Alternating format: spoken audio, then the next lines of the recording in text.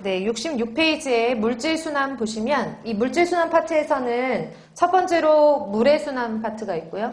두 번째로는 탄소 순환이 있고요. 그 다음에 세 번째로는 질소 순환이 있고, 그 다음에 네 번째로 뭐 황해순환, 인해순환 이런 것들 나와 있으니까 황해순환, 인해순환 이런 것들도 나와 있고, 마지막으로는 에너지 흐름에 대해서 나와 있거든요. 제가 파트를 이렇게 쭉쭉쭉쭉 말씀드리는 이유는 대략적으로 물질 순환에 대해서 뭐뭐 배우는지는 알고 계셔야 되니까. 아셨죠? 물의 순환, 질소 순환, 탄소 순환, 질소 순환, 인해 순환, 황해 순환, 에너지 흐름. 제가 여기서 순환이란 말을 안 붙인 거 딱 에너지 흐름 뿐이죠. 에너지는 돌고 도는 게 아니고 한쪽 방향으로만 흘러가거든요. 그래서 에너지는 순환이라는 말이 적합하진 않아요. 에너지는 흘러간다, 한쪽 방향으로. 이것 때문에 한번 말씀드렸고, 첫 번째로 물의 순환이라는 거는 상당히 쉬우니까 빨리빨리 보시면, 물질 순환에서 첫 번째로 물의 순환은, 물 순환의 원동력은 뭐예요? 태양 복사 에너지죠. 그래서 햇빛이 비춰가지고 바닷물이 증발하고, 지표면에 있는 지표면에 그 수계에 있는 물이 증발을 하고, 증발하면 하늘로 갔다가 다시 강수로 떨어지고, 강수로 떨어지면 땅 위에서 유출되고 런오프 되고, 그쵸?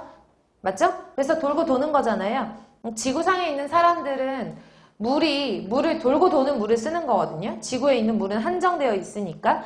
그래서 물은 순환한다라고 하는 것이 물 순환이고요. 강수 형태를 보시면은, 그 물의 순환 형태 보시면 비가 내리고, 비가 내리면은 땅 위로 흐르죠. 땅 위로 흐르는 걸 뭐라 그러죠? 유출. 그리고 땅 속으로 들어가는 거 뭐? 침투라고 했을 때 어쨌든 유출되고 침투되고 흘러 가가지고 증발이 되고, 증발되는 게 다시 떨어지고 이렇게 위로 아래로 가는 거죠. 그래서 강수 순환의 그러니까 물 순환의 주체는 뭐고? 강수량이며, 전체 강수량이 4분의 1 정도가 육지에 떨어지고 나머지 4분의 3 정도가 바다에 떨어진다는 얘기예요. 그 이유는 전체 지구상의 4분의 3 정도가 바다로 이루어져 있으니까, 지구상에 동시에 갑자기 비가 확 내린다고 했을 때 바다에 떨어지는 양이 육지에 떨어지는 양에 비해서 많다라는 얘기죠.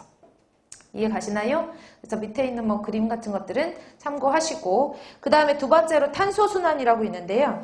탄소순환 잠깐 보시면, 탄소순환도 돌고 도는 거니까, 공기 중에 있는 CO2, 대기 중에 CO2 그림을 보시면, 우리가 여러분들이 이제 많이 알고 계시듯 대기 중에 있는 CO2를 좌측편으로 먼저 돌게요. 식물들은 뭐를 해요? 광합성 작용을 해서 이 이산화탄소를 흡수를 하죠. 이 이산화탄소, 무기탄소를 흡수를 하고, 식물체 내에서 이 식물이 죽을 수도 있고, 시간이 지나면 죽을 수도 있어서 얘가 죽어가지고 사체를 이루었어요. 맞나요? 찾으셨죠? 광합성 작용을 해서 CO2가 식물이 흡수를 하는 거죠. 광합성을 통해서 식물이 흡수를 하면 이 식물이 썩어가지고 그냥 썩어갖고 땅 밑에 이렇게 갇힐 수도 있고, 그러니까 얘도 사체가 뭐 정확하진 않지만 어쨌든 사체라고 할 수가 있고, 이 식물이 흡수한 상태를, 탄소를 흡수한 상태를 우리가 동물이 먹을 수도 있잖아요. 그 동물도 시간 나면 죽겠죠. 그럼 식물이라든지 동물이라든지 이런 것들이 땅속에서 오랫동안 묻혀있고, 지열이라든지 지압이라든지 지층에 오랫동안 갇혀있는 상태에서 생기는 게 화석연료예요. 그쵸? 석유, 석탄. 맞나요?